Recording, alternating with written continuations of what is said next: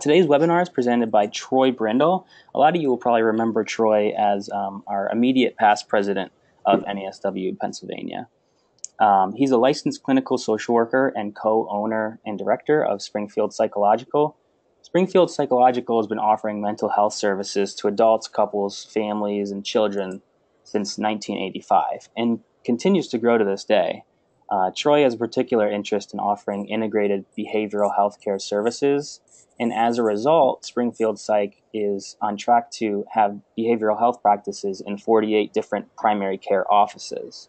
So we're actually, through doing that, social workers and other therapists are actually integrated right into that primary care setting, which is really awesome.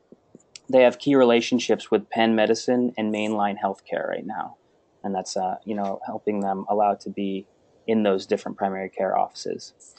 Troy's an immediate past president, as I said. He's the past chair of our Brandywine division, and he currently acts as our co-chair of our clinical care committee. So he's very involved in the chapter and someone we're definitely looking forward to hearing from today. So with that, I'm going to go ahead and pass it over to Troy to get started. Thanks, Tyler. I appreciate it. And it's a pleasure to be here providing a little bit of, insight and information, and something that we all deal with is holiday stress. And at our practice in Springfield Psychological and our various locations and offices, we see the impact of stress around the holidays, just based on the influx of people either connecting to therapy for the first time or coming back into therapy. So it's a pretty remarkable phenomenon to kind of watch, I would say, from mid-October all the way through the first of the year, an insurgence of people coming in that are feeling stress. Not always in relation to holidays, but holiday themes are definitely a part of it. And it's an interesting trend. One of the things I wanted to focus on today is managing the stress and trying to give some real-time ways of dealing with stressful situations that evoke themselves over the holiday. And I think the first step is looking at triggers and kind of what triggers it. For many, the first signs of holiday stress begin around Halloween, and we see stores begin to put out decorations, for the holidays very early. Some of the stores that I frequented as frequent as July had various degrees of Christmas decorations. Regardless of the holiday that people celebrate, whether it's Kwanzaa or Hanukkah or Christmas or other important holidays that people culturally celebrate, everyone begins to kind of feel the clock ticking. And it just seems at times that there's not enough time to fit everything in. Expectations tend to be higher, for this time of year than any other, and the pressure that it puts on people tends to increase. And sometimes it increases the likelihood of not enjoying the holiday, or for some people feeling dread for the holiday season or disappointment. Some factors that escalate holiday stress, and these are factors that are reported: family parties, shopping, cooking, baking, the cleaning of a house if you're hosting a party, childcare arrangements for the kids or just caring for the kids, activities in place for kids, managing, elderly parents or elderly, grandparents, making accommodations, for those that have some needs, special needs. It just creates overall a lot of extra work. And I think that this extra work is what people are feeling, as the holidays begin to approach. All these things escalate stress levels, and it kind of takes away from the theme of it being a wonderful time of the year. Reasons for holiday stress tend to vary, but it often involves both an emotional or situational experience. Sometimes around the holidays, additional factors happen. Situations occur like a loss of a job, a death of a loved one, a breakup of a significant relationship, recently relocating away from family. And this all can escalate one's emotional stress and create internal turmoil, especially around how they manage and navigate holiday feelings. Family is sometimes a challenging thing. We can term it love hate in some dynamics. No matter how old we are, when you get around the table with siblings, with aunts, uncles, cousins, grandparents, great grandparents in some case, and even parents, there's dynamics that begin to play out. And we find that, for some, the holiday is far from awesome. That dynamics really kind of interfere and impede that, and that people oftentimes do obligatory acts out of just that they have to, without that close knit enjoyment of spending time together. And when I'm giving this overview, I'm approaching it more from the stress element. There's plenty of families that people enjoy connecting with, that have loving connections and loving relationships, and families that get along. So I'm not trying to paint the worst case scenario, but just trying to give the paintbrush stroke of what contributes mostly to holiday stress. So I think some things to think about, either for ourselves or with our clients, is what the holidays really represent. What is excitement and joy to one can be sadness and very depressing to another. So some elements to reflect on in our practice is being mindful about what the holidays really mean to each person that we're working with. What is it about the holiday that is good, celebrating? What is it about the holiday that is challenging? What a person's values are when they think of the holiday. Are you practicing within your comfort zone? Are you taken outside of your comfort zone? Reflecting on how past holidays were, what they were like, where your energy was invested. Was it enjoyable, worth it, not enjoyable? And as a family, consider traditions and rituals that you can change, that you can also adapt and modify. What do you like about your family traditions? What works? What doesn't work? What would you like to adjust and change? For example, it was always tradition in our family to assemble at the house of my grandparents, for the holidays. And that worked really well until my grandparents, kind of began to age out of the ability to host it, and the family realizing that some of those events needed to start taking a shift. One of the things that we started to do based on that life experience happening to my grandparents is that we established our own tradition around Thanksgiving and Christmas, because our kids were really young. So we wanted to kind of celebrate the holidays a little differently. And it was always a tradition to gather on December 25th. And, through some negotiation and, some attrition and some situational changes, we decided to have December 25th be at our house, and hosting that. And December 24th would still be at our grandparents', but very low key, and people bringing in a lot of food to kind of help offset the concern about the work that they would do. Sometimes that goes smoothly, and sometimes those negotiations do not. Holiday stress. We're going to look at the numbers. The APA survey that was conducted a couple of years ago highlighted a few elevated statistics around what makes holidays stressful. Obviously, 61% identified financial resources, as a major contributor. 42% was the pressure of gift giving. That they felt pressure to give, quality gifts, or gifts that were well received and liked.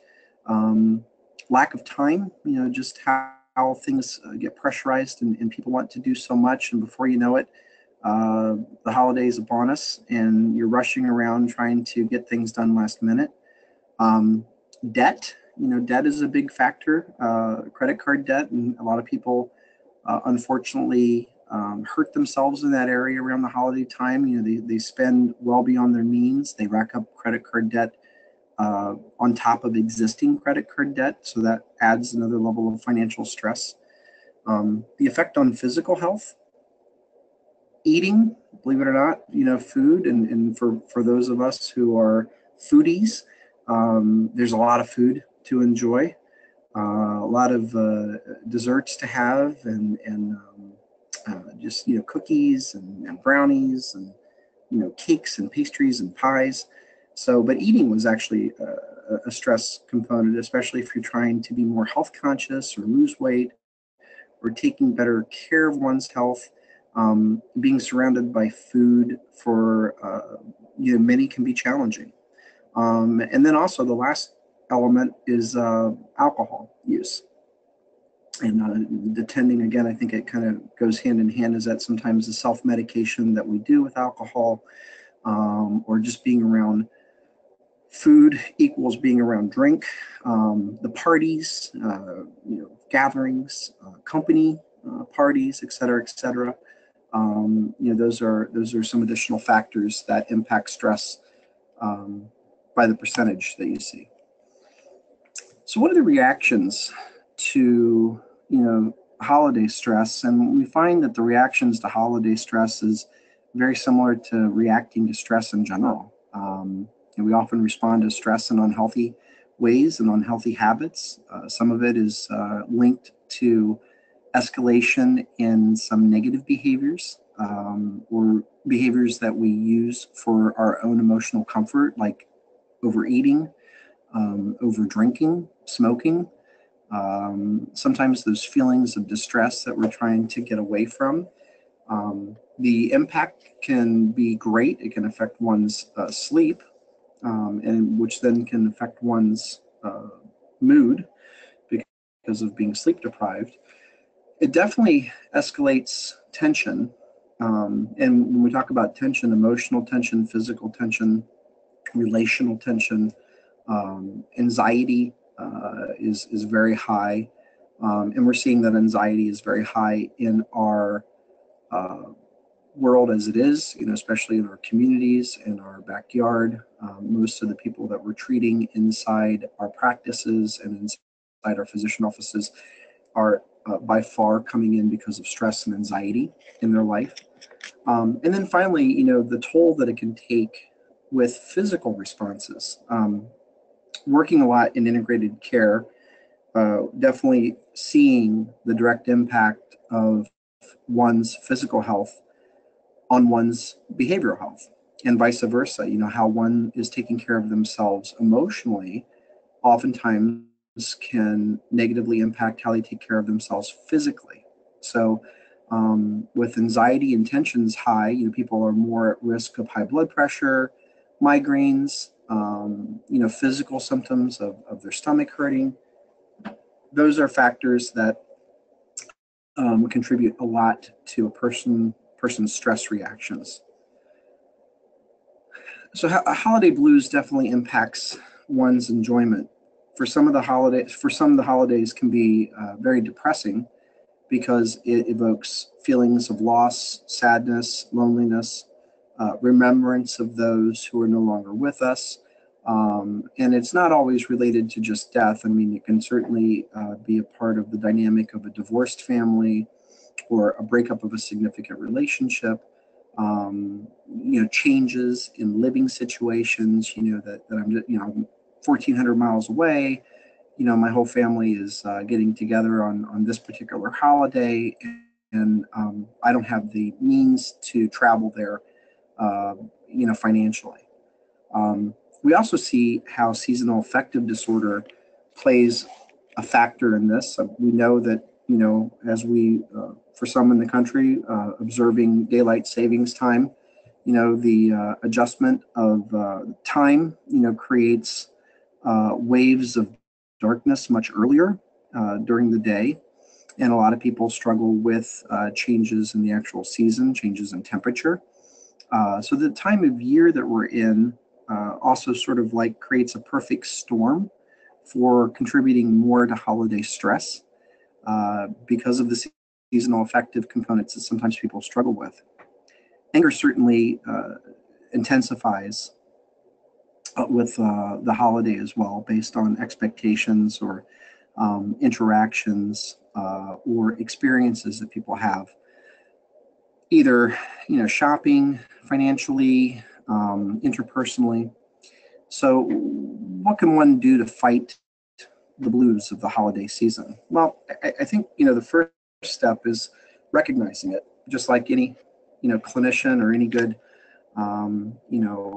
consumer that we're working with. You can't fix what you don't see.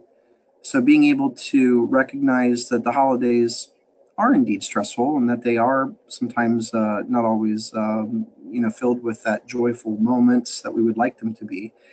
Try to identify people that you can spend time with that are meaningful relationships, and people that are ones that you care about. We know that sometimes our family of origins are far from perfect. There is no such thing as a perfect family, but sometimes we're not in a position to really spend a lot of time with biological family because of the emotions it evokes inside of us, or the hurt or the pain associated with trauma throughout the years in raising and upbringing. So sometimes you have the opportunity to create new family through friends and new relationships. And there's a lot of people that celebrate holidays with friend circles more than with biological family because it just works better for them emotionally and mentally. Volunteer, give your time. I mean, one of the things about the holidays that I think we need to be very conscious about is it's a time of giving. And it doesn't always necessitate financial giving. It can be giving of your time and volunteering at a homeless shelter, serving a meal. Those are things that can help us reflect on blessings that we may take for granted. And it's a nice way of also providing acts of service to others who are in need and appreciate it. I think another key factor is stay active. During the winter months, and a lot of us shut down physical activity. So, if you're fortunate enough to belong to a gym, make sure that you're spending time getting there, and set aside time to do that self-care and get the physical release that really helps stress, both anxiety and depression tremendously. If you can't belong to a gym, or you're not able to afford that, you can walk for free. So even if it's just going to the mall and walking inside on really cold days, getting outside when the temperature is bearable, and spending 20 minutes 3 times a week going for a walk, clearing your head, that contributes immensely to self-care. I think another part of it is just accepting the feelings that you have. And not being afraid to ask for help, and using some of those feelings and experiences as reflection. There's certain situations that maybe you couldn't control as a child or a teenager or a young adult, but now as an adult, you can control that. And if you are a child, adolescent, or teen going through a difficult time, being able to do what Irving Yalom talks about in his group psychotherapy approach is provide that installation of hope. That I understand that it's tough to be with your family today, but the good news is that you're not going to be with your family forever. You're going to eventually embark on your own life and have your own direction, and you can decide as an adult what works and what doesn't work in your life. What parts of things that maybe didn't work for you that you can reinvent and recreate.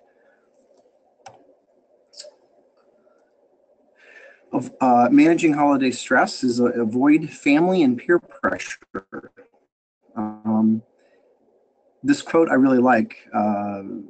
It says, "I remove stress by removing should from the holidays. Each year I decide what feels most appropriate to me given the time and the energy I have available. Providing time with family, providing time alone, um, connecting with casual parties, or going out to an elaborate dinner. That way, each year's celebration is an expression of my true holiday spirit, not simply an obligation to get through." And that's just a random quote by an unknown person on a website called realsimple.com. I think expectations are a double-edged sword. We need to have them, but sometimes the way that we approach expectations can be a setup for either success or failure. So I think making sure that expectations are always realistic is critical, and having someone to bounce those expectations off of. If somebody has a difficult relationship in the family with a sister, with a brother, with an aunt, with a mom, a dad, a great aunt, grandparent, realizing that that relationship probably isn't going to magically change. But the way that I engage that relationship and the way that I approach that relationship might make a better impact. There's a book called Great Expectations that many of us may have read. I do not want to promote no expectations, but I do think realistic expectations would be a great sequel to Great Expectations. Keeping them very realistic and very focused. Make a list of what you and your family can expect from the holiday season. You can kind of write it down. Hidden within these expectations are most likely additional stressors. And based on those stressors, we can encourage change to be adopted that will help make the holidays more manageable.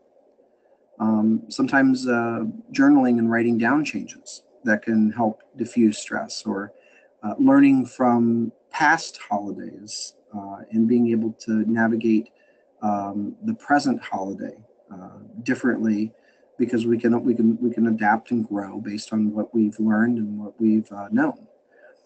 Also, avoid holding on to unrealistic expectations. One of the things that I think stresses people out is the gift giving philosophy that pervasively underlies a lot of the holiday seasons. And I think, culturally, religiously, spiritually, the idea around, giving is a big part of celebrating. I think sometimes asking friends and family what they want instead of trying to scour the earth and surprise people for the perfect gift can be a de-stressor. A couple of years ago, we decided to stop exchanging gifts for adults. And if you're 18 and under, you still get a gift. But it took the focus off of presents, and it put the focus more on presence, the presence of people in your life that are important to you, and the presence of people relationally that you are there to spend time with. We all sort of realized that we're just exchanging dollars with each other. And instead of changing dollars with each other outside of the kids, we wanted to just focus on exchanging time. So we made a family contract, if you will, that for the adults, we would focus on putting our monies to charitable causes or to charities that would benefit from them, whether it's Toys for Tots, Cradles to Crayons, the American Cancer Society, a pet shelter, you name it, food bank. There's a lot of great organizations in our backyard that would welcome any donation. I can remember, I think it was probably 4 years ago, I heard a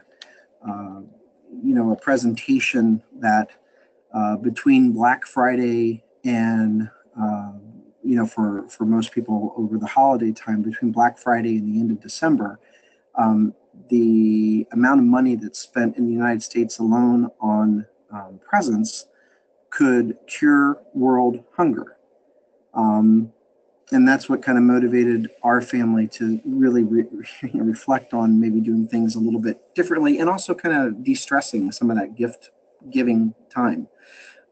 Clearly shopping early or shopping online, can inhibit. We just passed over Black Friday. We just passed over Cyber Monday.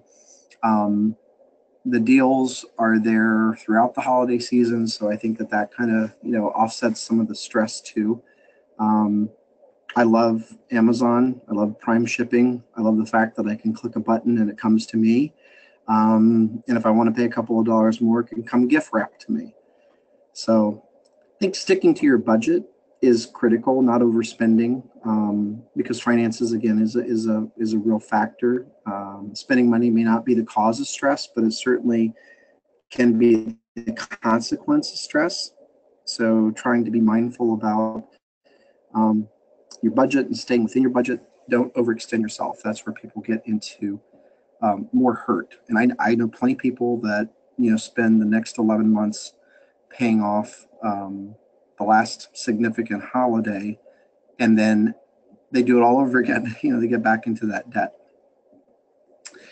Managing your family interactions is, I think, very important. So don't expect family problems to disappear just because it's a holiday season. Sometimes, people put on their best behavior and they endure, they grin and bear it, they get through the day, and it's fine.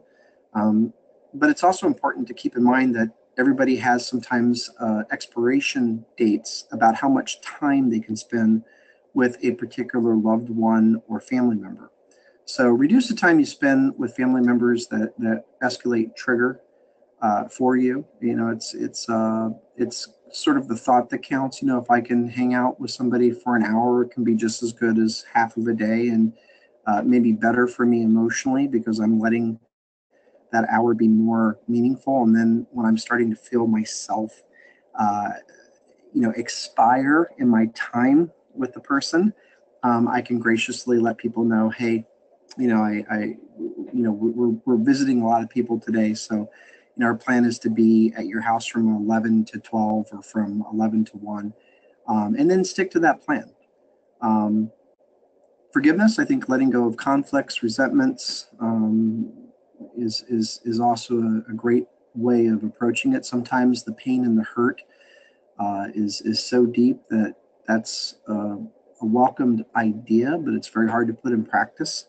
But for those who can find forgiveness and can find the ability to sort of let go of past pain and resentment, and live more in that present moment, it frees them up to have a better experience sometimes over family interactions.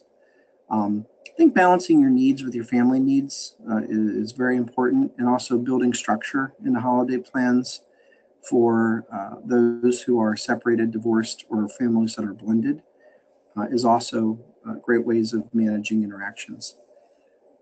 I think it's critical to manage your time, setting priorities, as we talked about, letting go of unrealistic or impossible goals.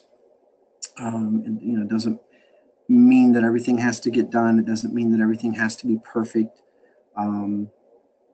Take a serious look at your calendar, beginning early November through January 1st. Manage how much you do. Be realistic about how much you can do.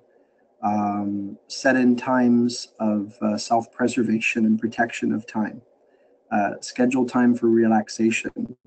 And I say schedule time for relaxation because a lot of people are just running from morning to night, and relaxation is not really a priority. So try to protect some time for rejuvenation and fulfillment for you to kind of decompress. Enjoy the fruits of the labor. I joke around that sometimes for the holidays, for some people, they put on an extravaganza that's like planning for a wedding or planning for, a significant life event. So, bar mitzvah, bat mitzvah. But try to take a step back and enjoy the fruits of your labor, the preparation that you put into it. Let the day be enjoyable. And when your body tells you to rest, listen to it. The better that you're organized with preparing for holidays, it pays dividends. Practical time saving tips, planning ahead, using technology, get organized, ask for help, get other people involved in the holiday planning. And that leads us to managing your resources. Sometimes for those who are exchanging gifts, setting a dollar amount for gifts is highly recommended and can depressurize things. Discuss the spending limits in advance. Consider different alternatives rather than buying gifts. And we talked a little bit about the giving to those in need, which is I think a nice way to kick off sometimes the true meaning of holidays. Around people who struggle with seasonal affective disorder, depression, or anxiety, same advice that we would normally give. Don't isolate yourself. Don't withdraw, don't pull back, don't stay in bed, don't shut down, don't unplug. Keep yourself busy. If you turn down one activity, make a deal to go to the next activity, so you're not turning multiple activities down. It's okay sometimes to forego one event because you're not feeling well, and I'm meaning that more on an emotional level. But if you do that, then the next opportunity that you have to go out or to do something, you have to embrace that. You can't base what you do on how you feel when it comes to anxiety and depression, because that can pull you into deeper levels of isolation and stronger symptoms that become more challenging to manage. Being proactive and then seeking additional support. Sometimes people forego therapy appointments, or they forego things that they find helpful, whether it's going to the gym or whether it's going to church activities, meditation, but seeking support and taking care of yourself is even more important.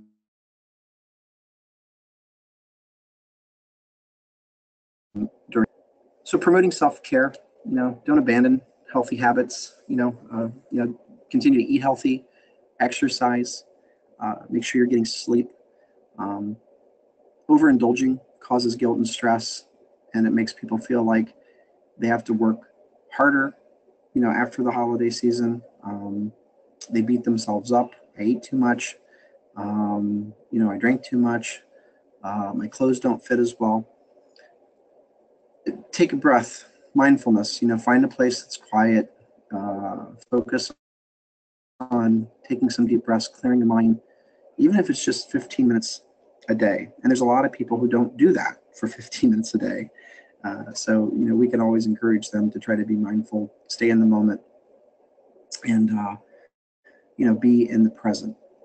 Rethink resolutions. Don't try to change everything about your life with one resolution. This comes more towards folks who try to make New Year's resolutions. It's always better to try to make small changes towards being healthy than it is to make drastic sweeping changes. Avoid self-medicating. Alcohol and drugs, it's easy to do. It's accessible. It's socially accepted, but it doesn't benefit us from a true sense of the word health. So be mindful about our drinking, and if people are also using recreational drugs, again, it's things that we need to encourage awareness and discussion and support, to support people getting through the holidays without self-medicating. Here's a big one. It's okay to say no. I am no challenged. I tend in my own life to want to say yes. I like pleasing people. I like helping people. So I do not do no well. And I know that about myself. But I have surrounded myself with a team of people who help me say no, and people who I trust that I can go to, or that they can intervene or intercede in certain situations, to remind me that, you can't do everything all the time, and you're already doing a lot, and you need to kind of, you need to chill, Troy. That's the concept behind it. So it's okay to say no. I think setting limits and boundaries is something that we need to all work on and continue to reinforce. Some are better at that than others, but I think it's something that we all can improve in. And finally, seeking professional help if the symptoms are very strong and are lasting more than just a few weeks.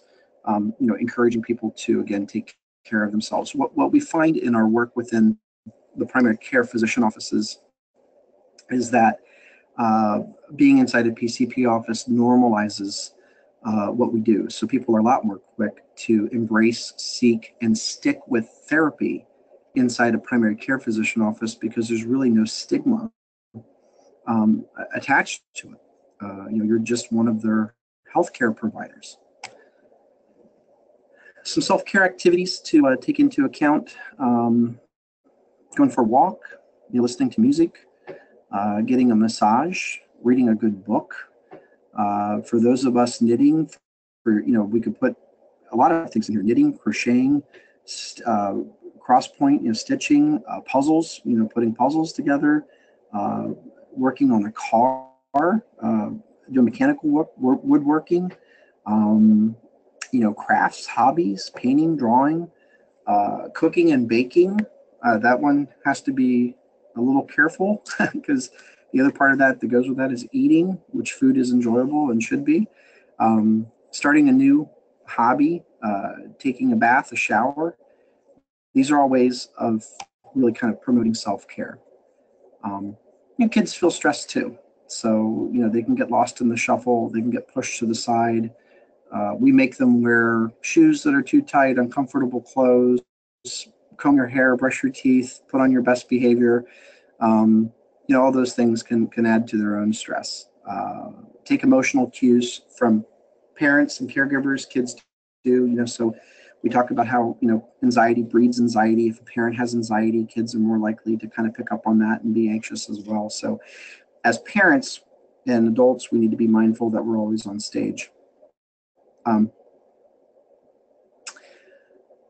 Assign tasks that are suitable to each personality, get them involved, let them help. These activities that are in the holiday become tradition for kids. I've seen that firsthand. I have a 13-year-old and 11-year-old, and if we don't do something the same way, or don't set out a decoration that we've always set out, or don't handle something the same way that we've always handled it, they're like, no, this has to go there, or this has to go here. We've always done it this way, so kids, just like adults, they really buy into traditions and routines, and they depend on them. They crave structure. So, keep them aware of the plans. And if plans change, give them notice and talk through that. Try not to overbook and overschedule things. Allow them to have time to blow off steam, blow off energy, relax. And if you're in a situation where one of your kids is maybe not feeling comfortable, come up with a plan. Use gestures, codes, or let the kids know, listen, it's always tough for us to go to so-and-so's house, but we're only going to be there 2 hours. So let's get through the next 2 hours, and then we can go home and relax. So those are some key talking points. Also, it's about the kids, creating positive memories, traditions, keeping them invested and involved, helping them set realistic expectations, minding to their needs and schedules, and really teaching them the true meaning and value of the holidays based on, what you want to instill with them, with your value system and with your belief system. And I think, the last part of it is, as a family, try to have fun. Here's the references for today that give you places to kind of check out more information on this. And that would conclude my part of the presentation. Awesome. Yeah. I also just want to mention that in the handouts, there's you can get this PowerPoint. So that's right there in the control panel under handouts. You can just click on PowerPoint and you should be able to download that. So if you guys want to take away the Troy's contact information or the references, that's a good way to do that. Troy, did you want to leave a little bit of time for questions here? Sure. Okay. Yeah. So yeah, I yeah. do. Tyler, real quick, I have a 1 o'clock. I have another 1 o'clock conference call, so I have about, I guess, 10 minutes or so. Sure thing. Okay, so yeah, if anybody has any questions, just go ahead and type those in. I just wanted to revisit something you said that I thought was really cool. You were talking about, kind of giving your kids a code word or a code kind of gesture or something to, oh, I'm uncomfortable or, whatever. And I just remembered something that I did when I was a kid, and maybe it's a little bit dishonest, but I think it worked well for us. Sometimes, like, I was always that kid that had a hard time saying no to my friends too. So if somebody wanted me to come over to stay the night or something, and, oh, call your mom, you got to see if she'll let you stay. And I would kind of call, and my mom kind of had this understanding that if I call, like, she would ask sometimes, do you really want to stay? And I would kind of hint over the phone whether or not I wanted to. And just as parents, being aware that sometimes it's hard for our kids to say no, it's hard for our kids to, be honest about those kind of things with their friends. So giving them that sort of out, I thought that was kind of a neat point that you had, Troy. Thank you. Yeah, and let's see.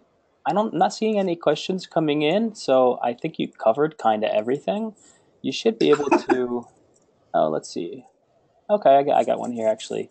So, curious about if you discuss seasonal affective disorder with consumers, even thoughts. It's not even though it's not a label in DSM-5. What's that? What do you think Mhm. about that, Troy? No, I do. In my practice, I talk, whether it's a label or there's a lot of things that are not necessarily labeled in DSM that still impact us. And, one of the things that I think is just an example, I do a lot of work around technology addiction and people that are addicted to technology. That is not a DSM 5 legitimate diagnosis. Um, but I put it in the same category as compulsive gambling and some of the other things that people get involved in compulsively. So I don't think it's not going to be in there. I think it's just a matter of time. Same way with, we know that the changing of the seasons impact each other, and there's evidence and research that supports that. So I think having that open discussion and having the willingness to discuss it, and whether it's a DSM-5 diagnosis or not, people certainly understand the term, and they denote that, wow, starting, I would say, starting for a lot of people, like, mid to late October, all the way until March, April, can be really tough. And we have means of treating it. There's a lot of patients that I work with that will go on an antidepressant and come into therapy 5 months out of the year to give them some additional coping skills and coping mechanisms. So I do think it's appropriate to open the dialogue and continue those discussions about, it validates how they're feeling. And sometimes, those biochemical forces that happen with the changing of the season, rainy days versus sunny days, warm days versus cold days, I think most of us, feel the impact of that. So when it's prolonged, like the month of winter, which is a few months, people need to be able to feel comfortable talking about it, dialoguing it, and then coming up with a plan to address it and manage it. Yeah, great point. Yeah, even if it's not an actual diagnosable thing, it certainly affects a lot of people. Um, yeah, so I mean, there's a lot of great tips there. I think I love the idea of doing a budget and doing a dollar amount. I think that takes a lot of the stress off of gift giving if that's part of your holiday tradition. Mhm. Another thing I was thinking as you were talking was I know some families do sort of a secret Santa idea, um, They do. where you're not responsible for getting gifts for all of the other adults because as families grow, it can just be completely overwhelming. And But just having one person that you're getting the gift for, I think, is a really neat idea too. And it takes a lot of the pressure off of everyone to only have to focus on one gift. Yeah, So yeah, some families, to your point, Tyler, some families have done what they call like a lottery, and that would be very similar, where they draw sort of like numbers, and they're only responsible for that one gift, and there's a $25 amount attached to all the gifts, so nobody feels pressure or outgunned. What I find is that when families try to structure this, because I joke around with my mom, who still gives me gifts, but I would rather have no gifts, or at least one nice gift of $20, than a bunch of just little things that I may not need. So, sure. um, so that's another way of approaching that. But yeah, no, I think that's good points. And I know there's some creatives out there too. Like you can get really creative with gifts. I know one example. We set a budget this year, my wife and I, and it's sometimes you feel like it's hard to stick to your budget if you have an idea that you just really are attached to. Hmm. But maybe getting something that they'll like. But for instance, I got my dad a book, which I know was in our budget, but I just wanted to add a little bit more. So I kind of tailor made him a custom bookmark for that. And it was something personal that he could, every time he reads that book, he could think of that. And I know there's people out there, whether it's like you were talking about crocheting or knitting, or if you Yeah. are a painter or whatever. I mean, our family members, certainly love those personal gifts as well. So let's not forget that. We have Any other? one more last question, and I know you got to get out of here in just a couple minutes here. But someone's collecting toys for a nonprofit. Do you have any suggestions on how to collect the toys without spending a lot of money? Wow. So I'd have to put some thought into that one. Yeah, what I've seen is, it depends. Like if you're doing that through a company, or you're doing that, our church does something similar with Cradles to Crayons. We have another program that we participate in through our church called Operation Christmas Child, where you actually make a shoebox gift. So it's whatever fits into a shoebox. That's another creative way of containing costs, though. You could put a $650 iPhone in there, but mostly it's providing a small toy, providing maybe some socks, maybe a T-shirt rolled up. So I think when you're trying to collect for a charitable organization, it's about kind of how do you get the information out, and then where do you ultimately bring the materials to. So we see big boxes. Like I have a big box in my waiting room for Toys for Tots, and people are able to come in and they're able to drop a toy in there.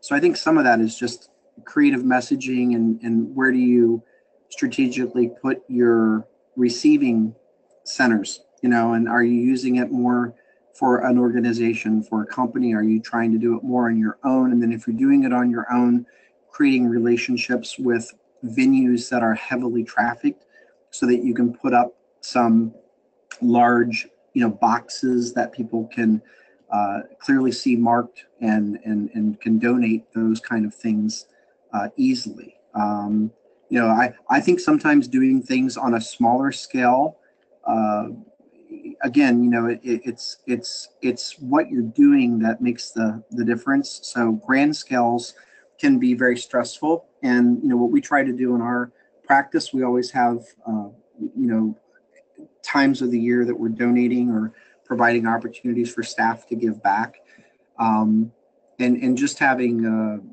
like a 30-day window that it opens and closes, so that there's a beginning and an end to this, and maybe there's two pickups in between, and you keep it to two locations, so it's a little bit more productive for you too, because when you're volunteering your time, as we all do, that can be contributing to our stress too.